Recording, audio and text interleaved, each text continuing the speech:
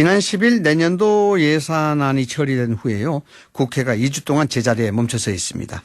패스트트랙 법안을 둘러싼 여야의 입장은 그대로 평행선입니다. 또 민생 법안 처리는 기약 없이 밀리고 있는 상황이죠.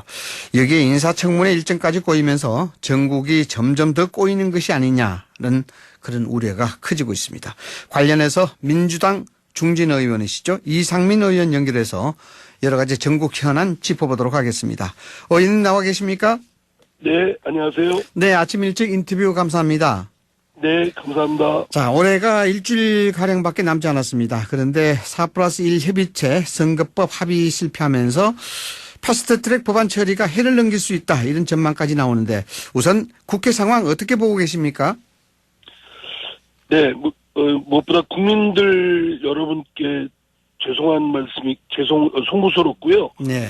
어쨌든 그 선거법도 지금 빨리 시급하게 해야 될 그 법안이지만 그 못지않게 검찰개혁 법안 그리고 예산 부수 법안들 그리고 민생 관련 또 산업 관련 법안들이 네. 한 200여 개가 산적해 있지 않습니까? 네, 220개 그래서 정도죠. 저는 네.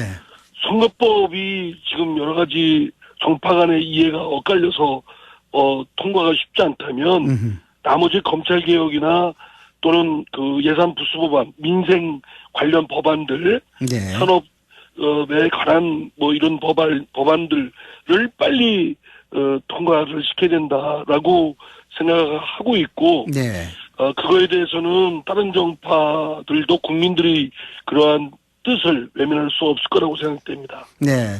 국민들의 뜻이 선거법보다도 일단 예산 부수 법안이라든가 민생 법안 이것을 먼저 처리해야 될 것으로 보고 있으니까 여기에 대해서 정파 간 이해가 같이 합의가 될 걸로 본다. 이렇게 보시는 거죠. 네.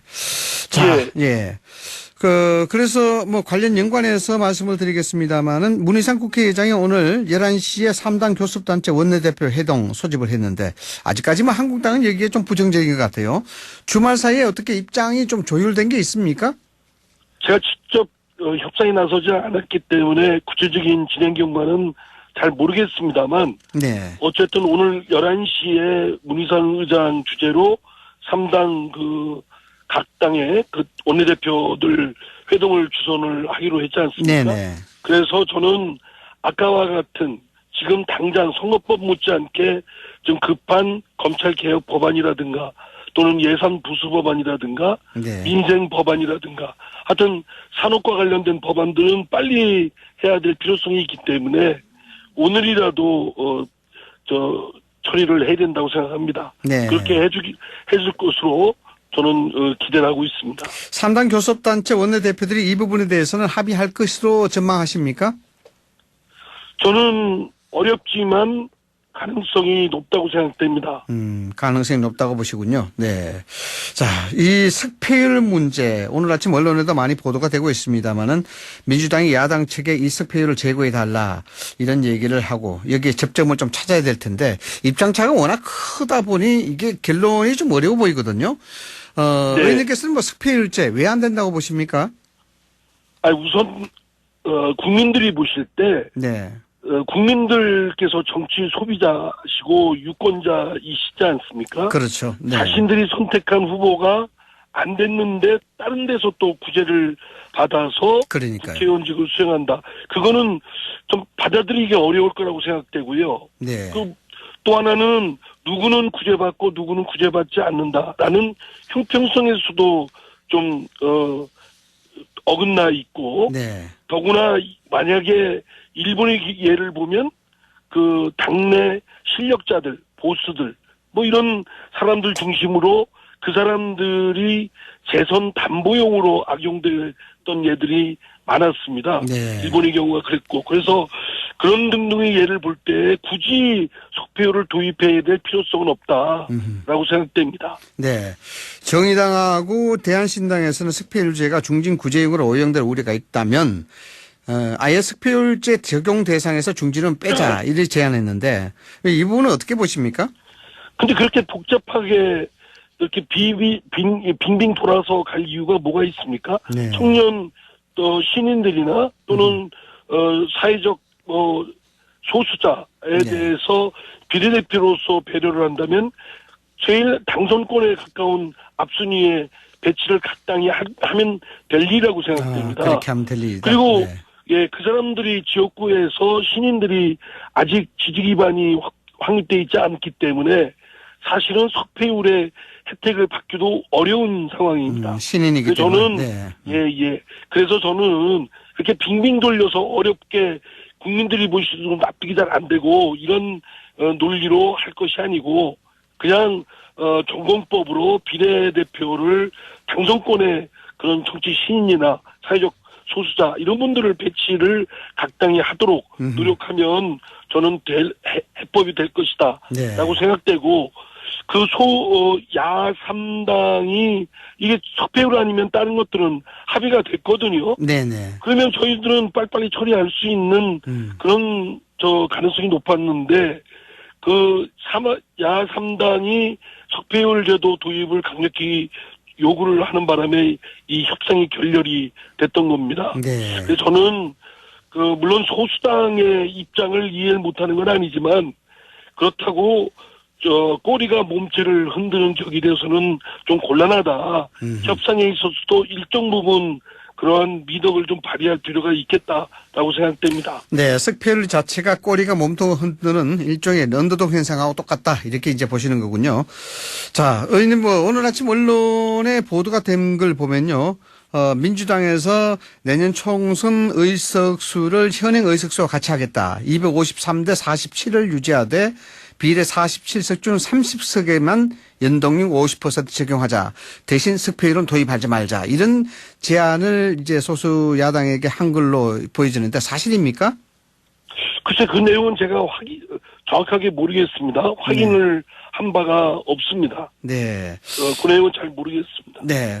그래서 지금 보면은요, 이게 석패율 도입하든 말든, 좀 더 두고 봐야 되겠습니다만은 이 안에 대해서 정의당과 민패당이 거부할 경우에, 민주당과 바미당, 대한신당, 이 세 개 당이 합의해서 처리할 가능성도 있다. 이렇게 보는데, 이건 전망을 해보신다면 가능한 일입니까?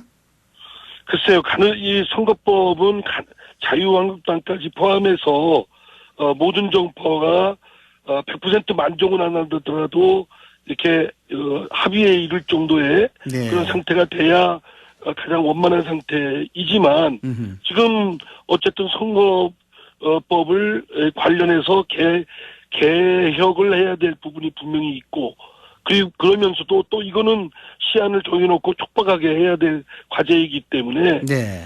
저는 전체 국회의원들의 뜻에 의해서 다수결에 의해서 결정을 돼야 된다고 생각되고요. 네. 어쨌든 그런 논의는 당내에 아직 구체적으로 논의된 바가 없기 때문에 오늘 2시에 1시 반에 네. 그 의원총회가 예정돼 있습니다. 의원총회 예정돼 있군요. 네. 거기서 이제 논의를 좀 해보면 알겠습니다만 저 개인적으로는 하여튼 가능하면 모든 정파의 합의를 유도하되 안 되면 4+1 협상안을 기조로 해서 하고 안 되면 또다시 다수 그 다차선책을 마련해야 되겠죠. 네.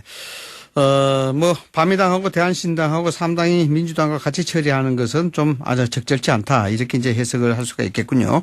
예. 자, 이 선거 앞두고요. 비례한국당이라는 위성정당 새로운 쟁점이 되고 있는데 한국당에서 이야기한 비례한국당. 의원님 법률 전문가십니다만은 이게 좀 가능한 얘기인가요? 저는 그 법률적으로 선거법에 그 비례대표 전국에 형식적으로는 서울에 중앙당이 있고 나머지 광역시도 단위에서 5개 시도당만 구비하면 네. 형식적 요건을 갖추면 그 또한 못할 것도 없다고 생각됩니다. 법적 요건은 충분하다 이렇게 보시는군요. 네. 네. 그리고 지역구에 일정 부분 형식적인 후보들 내세우다 하더라도 궁극적으로는 비례대표의 대거 당선을 위한 그런 정당으로서 역할하는 건 자유한국당도 하겠다고 공언을 했고요. 네. 또 법률적으로도 그를 규제할 만한 규제책이 없기 때문에 충분히 사실상 충분히 상상할 수 있는 부분이라고 생각됩니다. 네. 뭐 정의당 입장에서는 심재철 대표라든가 황교안 당대표가 지역구 등록을 포기하지 않는 한 비례당에 대한 선거운동도 못하다. 이렇게 해서 여기에 대해서 상당히 좀 호평을 내놓고 있는데 이것도 뭐 사실상 선거법에 저촉되는 부분은 아닌가요? 글쎄요.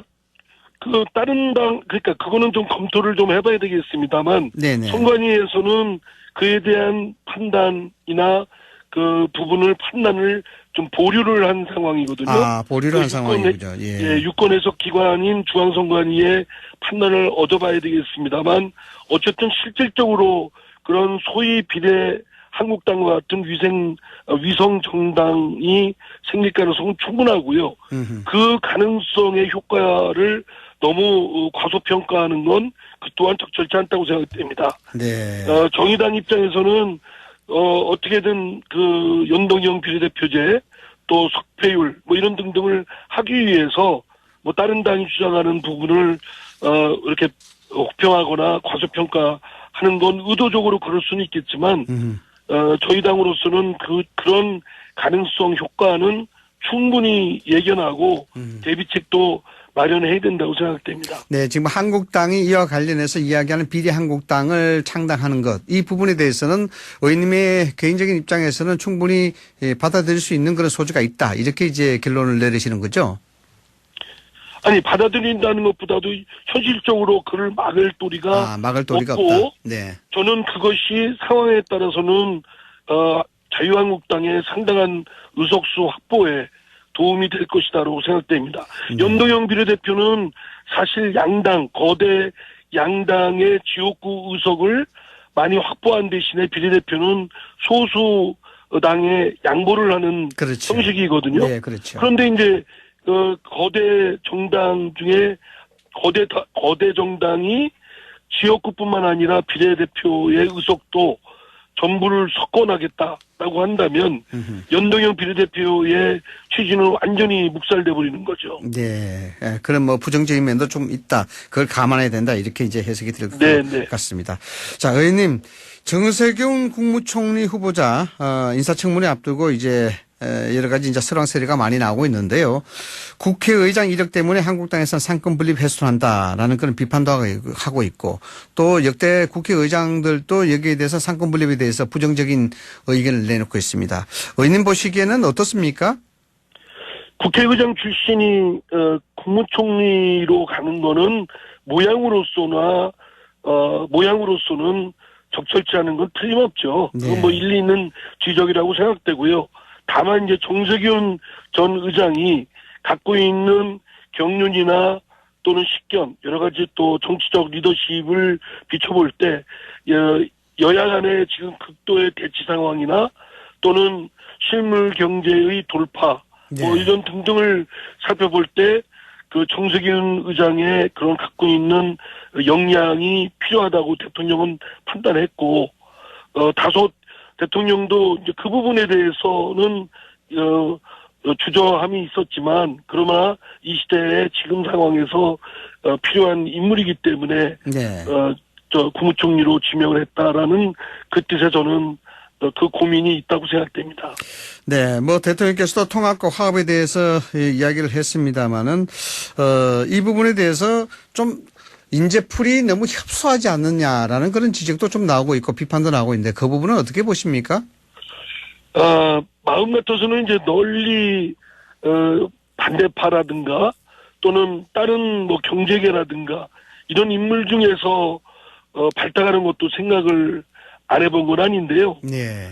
저희들도 막상 그런 인물들 중에 하려고 그러면 인사청문회를 통과할 부분이 쉽지 않습니다. 생각보다. 네. 그것 때문에 이제 본인들이 좀 사양하는 분들도 많고 또는 이제 실제로 이 정치경험이나 이런 여야 간의 이런 상황을 경험해보지 못한 분들은 아무리 다른 학계나 또는 경제계에서 존경을 받는 분이라 할지라도 자칫 그 능력을 활용하지 못하고 오히려 파묻힐 수가 있다라는 또 우려도 있고 또 이런 등등의 점 때문에 사실은 인재풀을 넓게 가지라는 그 원리적 당위론적 측면은 마땅한 말씀이지만 현실적으로는 막상 해보면 그렇게 쉬운 일은 아니라고 생각됩니다. 네, 결국 그 인재풀이의 문제가 아니고 인사청문회가 좀 문제가 되겠군요. 예, 그렇습니다. 예, 알겠습니다.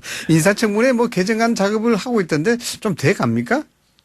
글쎄 지금 여야 간의 인사청문회를 개선해야 되겠다고 여러 차례 합의도 네. 있는 상태인데 이 법제도화하는 것은 잘 안 되고 있습니다. 좀 자유한국당이 네. 그 점에 대해서 좀 협조를 해주셨으면 좋겠다라는 생각입니다.